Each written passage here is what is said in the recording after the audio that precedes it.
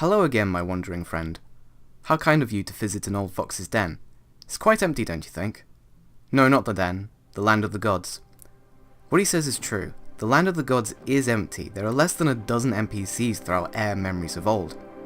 But don't mistake empty for soulless.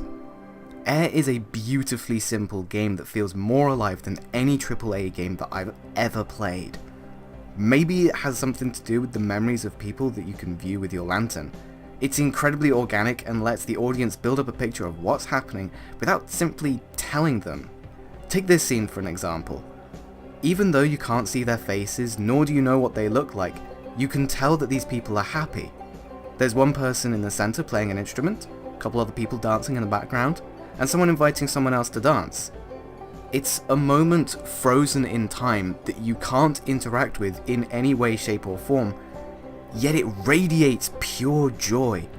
Which, funny enough, is what I felt when I first took flight in this game. Just pure joy. Surprisingly, there aren't any restrictions for flying other than a soft reset if you go too far out of bounds. It gives a greater sense of freedom without giving you so much freedom that you don't know what to do with it. The game doesn't hold your hand, but it does give you options to help find your way if you so choose. There's a toggleable compass, which I am in love with. There's also faint beams of light on key locations, very faint, but still visible. NPCs that give you directions, a map, and the simplest one, floating islands that act as both a metaphorical and a literal trail of breadcrumbs leading you to the next important locations. Which, much like how the puzzles make you feel, is genius, because they're obscure enough to not be insulting to your intellect, but simple enough for you to not get stuck for an eternity, striking a fine balance that very few games manage to achieve. That of being able to include players of all skill levels without dumbing the game down to a point where it becomes boring for the higher skilled player. Take this puzzle that's both simple and intriguing, for example. You have to match the silhouettes with the symbols on the wall. It's not particularly complicated, but it's still interesting and unique enough to hold your attention. Speaking of symbols, AER has a lot of symbolism in its story, which I can appreciate with an open mind. Even if there is a little bit of religious undertones, I'm here to listen to a story being told through the interactive medium that is video games, and I'm not disappointed.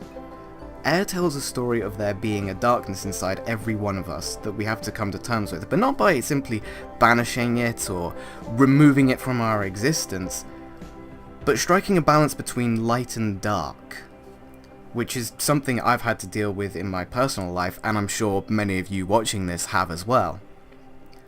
With her right hand she releases the sun to let people back from the dream.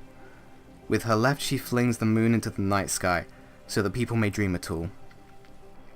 But perhaps I'm biased. I've always had a soft spot for floating islands and birds.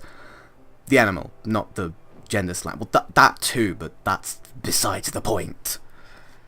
The point is that this game really strikes a chord with me. But this game isn't for everyone. It can be perceived as a walking simulator for its simplicity, which I can't really deny, gotta be honest. But past that, my only criticisms of the game that I can come up with would be to move the interaction button from X to circle so that you don't jump over an NPC when you're trying to talk to them, which is a pretty minor complaint, all things considered. But I think it helped with immersion, a little, maybe? Well, that and some audio and visual mishaps that could be cleaned up as well, such as sometimes hearing rushing water when you're in the middle of nowhere, and one or two trees that are detached from the ground. But these issues are so small, they barely have an effect on gameplay, so overall, I would highly recommend this game. If you're a fan of games like Journey and Absu that put a lot of effort into the atmosphere, then you owe it to yourself to check out AER, and you won't be disappointed. The atmosphere in this game is phenomenal, mostly due to its fantastic soundtrack, which is what you've been listening to throughout this video. If this video doesn't get across just how much I love this game, then maybe the fact that I bought the game twice will, in such a short time span as well. I mean, only a couple days after I bought it on PS4 did I buy it again on PC along with the soundtrack. At the end of the day, this game is about feeling great things and an experience you'll never forget. Which is what gaming is all about, isn't it? I hope that people talk about this game in years to come, just like we continue to talk about Journey to this very day, because AER is just as noteworthy. So the only question now is AER Memories of Old for you? Thank you very much for watching, and I'll catch you next time.